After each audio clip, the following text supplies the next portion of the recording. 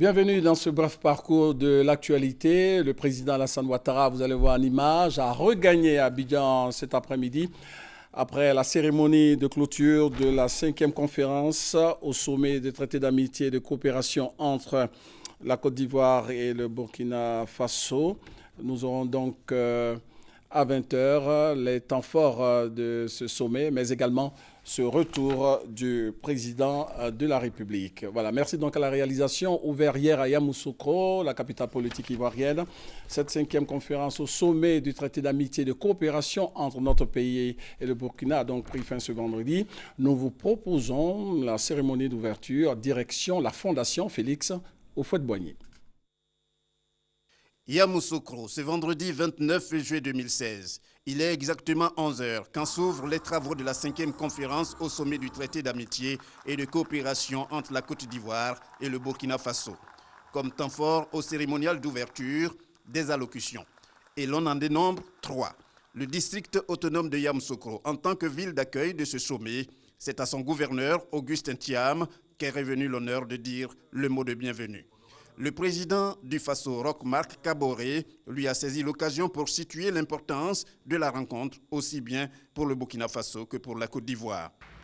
Être réunis ici dans la capitale politique et administrative ivoirienne est un symbole fort de l'exemplaire coopération que nous bâtissons tous les jours entre nos deux pays.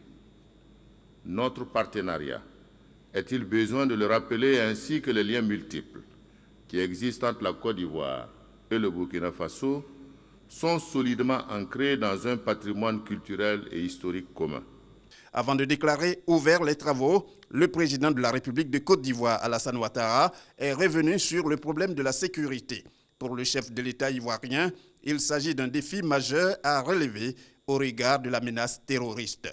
Face à la généralisation des actes terroristes, nous devons conférer à notre traité un volet de coopération sécuritaire renforcé et performant et œuvrer au renforcement des outils régionaux de sécurité collective. Le TAC constituant un cadre privilégié de coopération entre la Côte d'Ivoire et le Burkina Faso, les travaux de la 5e conférence seront une fois de plus l'occasion pour la signature de plusieurs accords.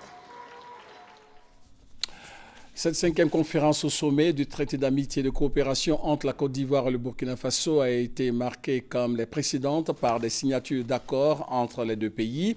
Pour cette 5e conférence, 13 accords au total ont été signés dans plusieurs domaines d'activité tels que la sécurité nationale et sous-régionale, le commerce, l'industrie, l'enseignement technique, la recherche agronomique, les transports, le tourisme, la formation professionnelle. À 20 h, nous reviendrons sur les temps forts de ce sommet consacré à la coopération bilatérale.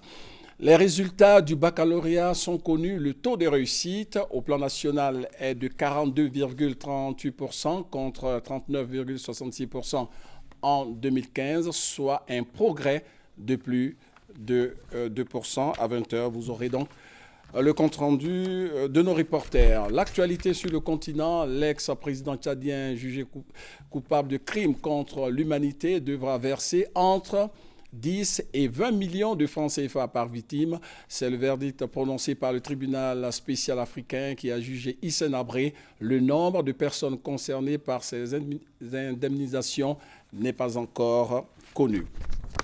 Ce vendredi en France, Monseigneur Georges Pontier, archevêque de Marseille et président de la Conférence des évêques de France, a invité les catholiques de France à une journée de jeûne et de prière pour la paix dans le monde, après le meurtre le mardi dernier du père Jacques Hamel à Saint-Étienne de Rouvray.